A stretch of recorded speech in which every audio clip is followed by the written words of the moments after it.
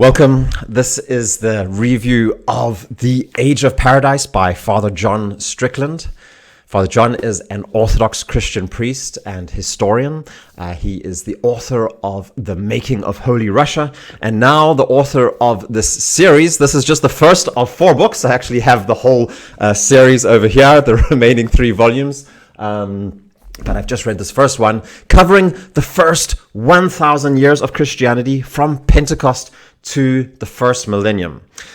So the reason why I've dug into this and find it incredibly interesting and relevant is because in order to understand where we are as a society today and how we're going to move forward, we have to understand where we came from. And that's been very much confirmed with my reading of this book, which is written from a very unique perspective. And instead of trying to explain it, I'm actually going to read up the first page of the introduction, which I think really lays out incredibly clearly and well what the project is of Father John, why he's written these books, and why is it that we need this approach to be able to understand ourselves better. So here comes the first page of the introduction. Before there was a West, there was Christendom. This book tells the story of how both came to be. It is the first part of a longer history that commands our attention and respect, even though we're increasingly a people without a memory of it. Today, we Westerners live in an advanced state of cultural oblivion. We're almost totally rootless. We know there is a crisis of values going on around us, and that is becoming harder and harder for our culture to sustain itself. Suicide rates, addiction rates, divorce rates, abortion rates all indicate a dark age of more self-destructive and therefore more ominous than any before. Strangely, however, as we descend ever more deeply into this darkness, our economy feeds and entertains and liberates us as never before. The world marches progressively forward. Yet, we are progressively paralyzed by its rootless passions. Seeking more and more, we realize that we're in fact becoming less and less, incomparably less than our ancestors. To live authentically as they lived and to hold to values that have been handed down in a hallowed tradition stretching back into the mists of antiquity, this no longer seems possible. But we are aware that some of us, that the West was once a civilization very different than what it is now. We're aware that Christianity was once the core of that civilization. Even it coexisted with and made uses of the riches of classical humanism. We are aware, finally, that if we want to establish strong, nourishing roots for our culture, we will need to take the Christian past seriously. For Christendom is what the West once was. So, if you are familiar with the genre of books, then I think there's 2 other books that really bear comparison to this one, which is Dominion by Tom Holland, also a historian, just an agnostic atheist historian, so who digs into many of the same problems and ideas and kind of charts Christianity. And then the other book, I think, is Cagliostos Ware, who writes about the Orthodox Church and the history of that. And so there's a lot of similarities in these 2 books. They're both considerably shorter than this 4-volume work, of course. And this one goes into a lot more detail. I think Father John is also far less academic and one could even say unapologetic about his Orthodox Christian perspective than, for example, Cagliostos Ware was. And then Tom Holland, of course, doesn't mention the Orthodox Christian Church at all. He mainly just deals from a Western Roman Catholic point of view and then talking about the Protestant Reformation and all these kinds of things. But there's maybe a even more compelling case for how the values of our present day society are drawn from and obviously a product of the Christian culture as well. So this is definitely much more of a deep dive. I'd also say Father John, he describes in far more detail also all the ugly and terrible and rather embarrassing parts of the Orthodox Christian Church and its history, which is, I think, a really good kind of holistic picture that he gives as well. He doesn't just admit that it happens like Cagliostos Ware does, but he really describes the details of them. And he has this unique perspective. And so his kind of, what he puts forward is he says that Christendom is a civilization with a supporting culture which directs the members of the culture towards the idea of heavenly transformation of the world. So there was this idea with the incarnation of Christ that mankind can be reunited with God. And so it's a very kind of ambitious goal. And as human beings through the different ages and different periods of our history have been striving towards that, or, trying all kinds of different perspectives and ideas as we lose contact to the original ideas of Christendom, and often failing in that, and then falling into the final book in the series is the age of nihilism, which is kind of indicating what it is we have now. It's really interesting thinking. So for the video here, I'm going to give a framework, an overview of the book, and I'm going to pull out some of the most important points. I have 7 points that I want to highlight from the book, and maybe you'll find it interesting enough to go and dive into the series yourself as well. First of all, I'll say the very important thing that Father John puts forward in the beginning is he takes this verse from the book of Acts, where he says that the early church continued in the apostles' doctrine, in fellowship, in the breaking of bread, and the prayers, and he draws out 4 principles from those 4 elements. And so he calls those, and these kind of inform all of the ideas in the rest of the book. It's about doctrinal integrity, it's about divine participation, heavenly immanence, and then spiritual transformation are the 4 ideas that he based the rest of the book on. And he tracks these 4 elements through 1,000 years of church history. And I would say especially the idea of immanence is very central, and how kind of Augustine and the West and the East split played a role in that, and how this thing about like the experience of paradise in the present life is an absolutely central element, and how that's kind of like gone up and down in the different areas of the church. And so the 7 ideas I'm going to put forward now from the book is about the roots of Christianity in the very first early years, about specifically the dignification of women. Third point is the legacy of St. Constantine, and especially the sacrificial foundation of society that we're living in. The next is about the symphony of the church and the state. Then about the filioque, point number 5, and its development within the Western church, which I had no idea about. It's a crazy story actually to understand it and to really get to where that comes from. Then there's a really great, inspiring part of the book about what I'm labeling it the Christianity of the wilds, and especially regarding Celtic and Gaelic Christianity. And then lastly, something like the colonization of Christianity by various different cultures in some way. So I'll dive into those now.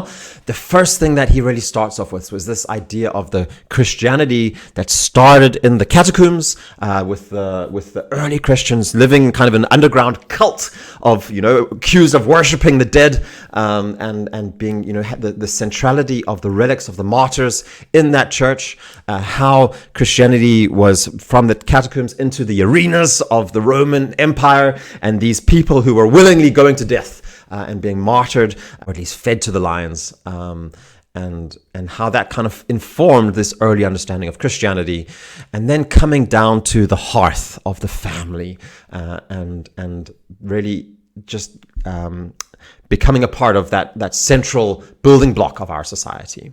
And so that leads really into what he talks quite a bit about, which is the dignification of women.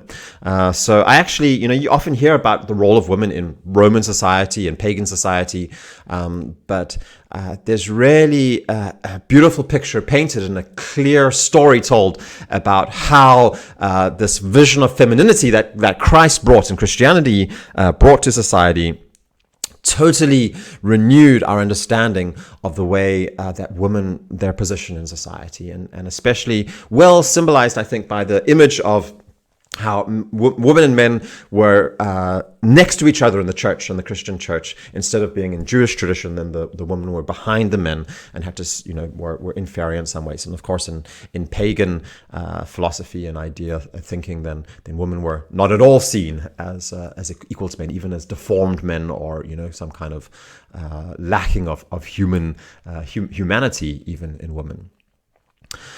Then from there, we go into the conversion of St. Constantine and the transition of the Roman state from being a pagan state to a Christian state.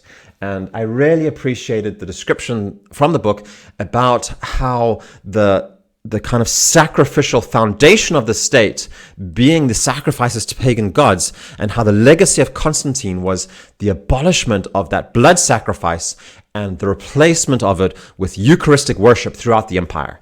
And I think that he really underlines well how you can't actually underestimate the meaning, the depth, the importance of that shift that happened. And so even though one can really debate a lot around, the motivations of Constantine and why he did what he did, then that change was really a fundamental change that happened in society.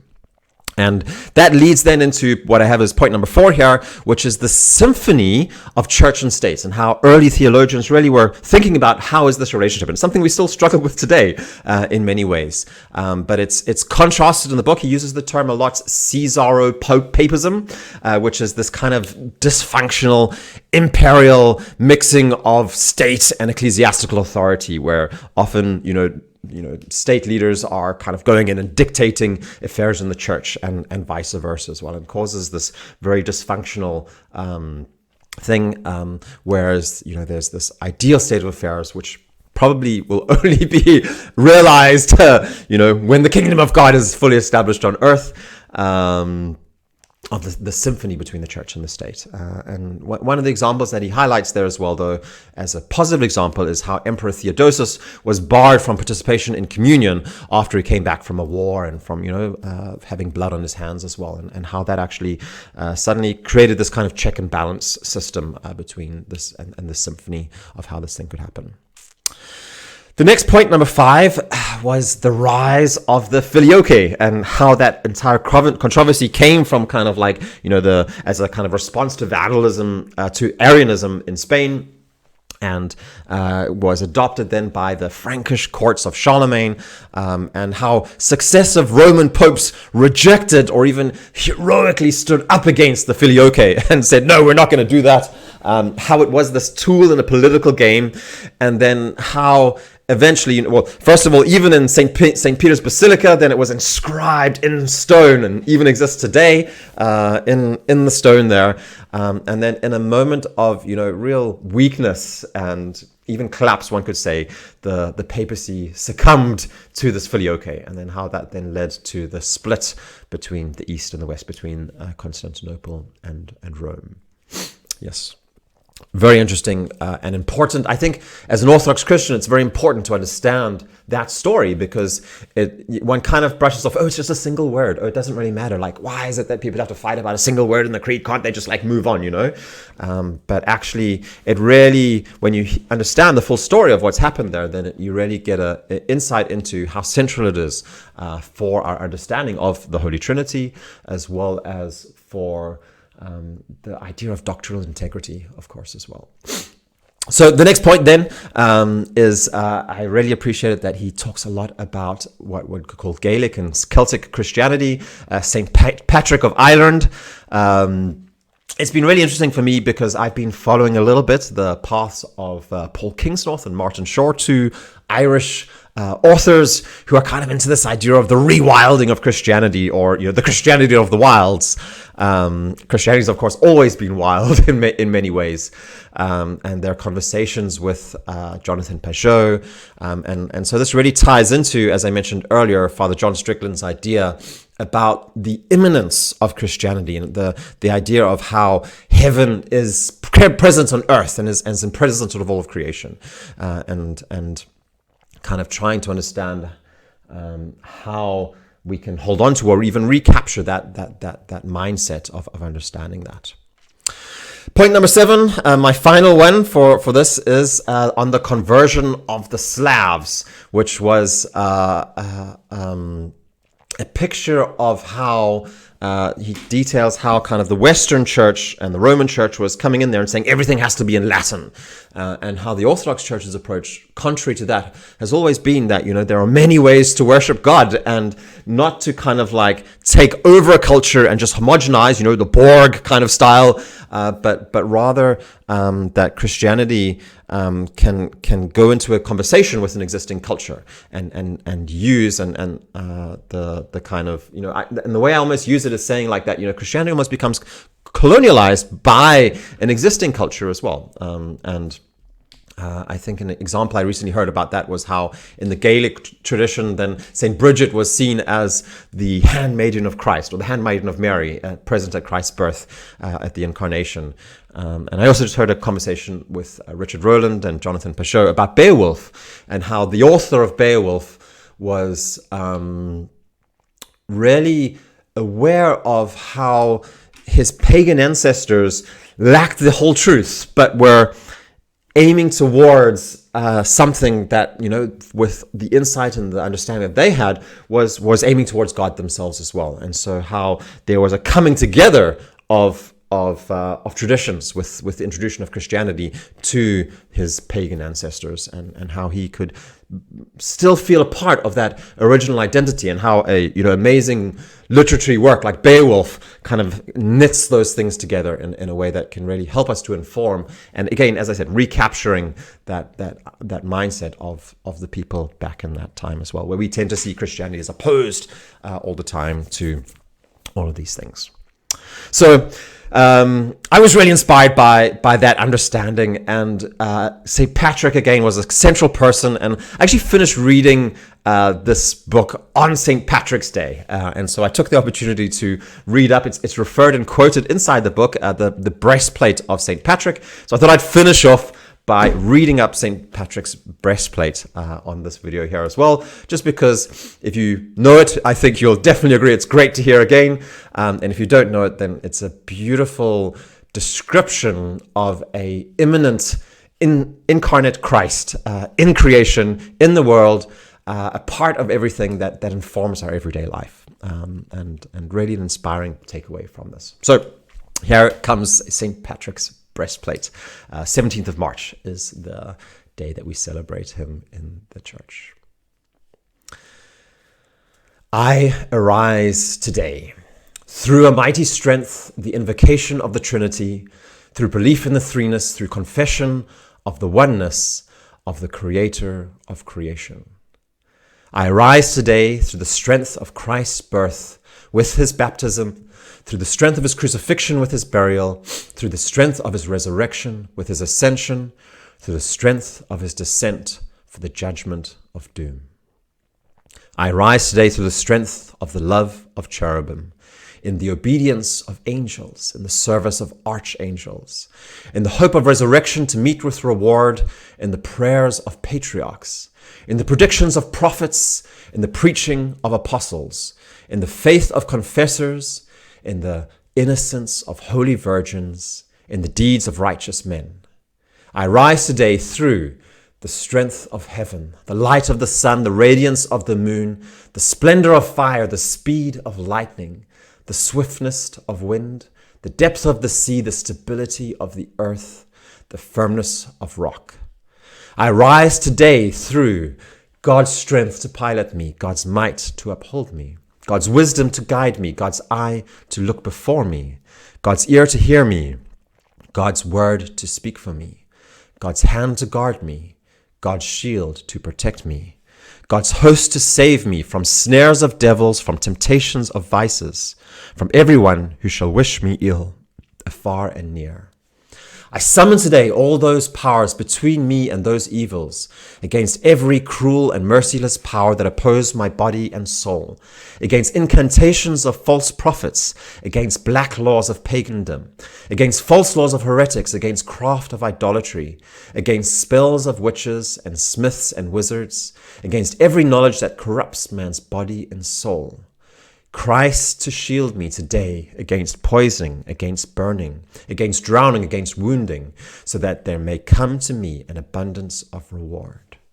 Christ with me, Christ before me, Christ behind me, Christ in me, Christ beneath me, Christ above me, Christ on my left, Christ on my right, Christ when I lie down, Christ when I sit down, Christ when I arise, Christ in the heart of every man who thinks of me, Christ in the mouth of everyone who speaks of me, Christ in every eye that sees me, Christ in every ear that hears me.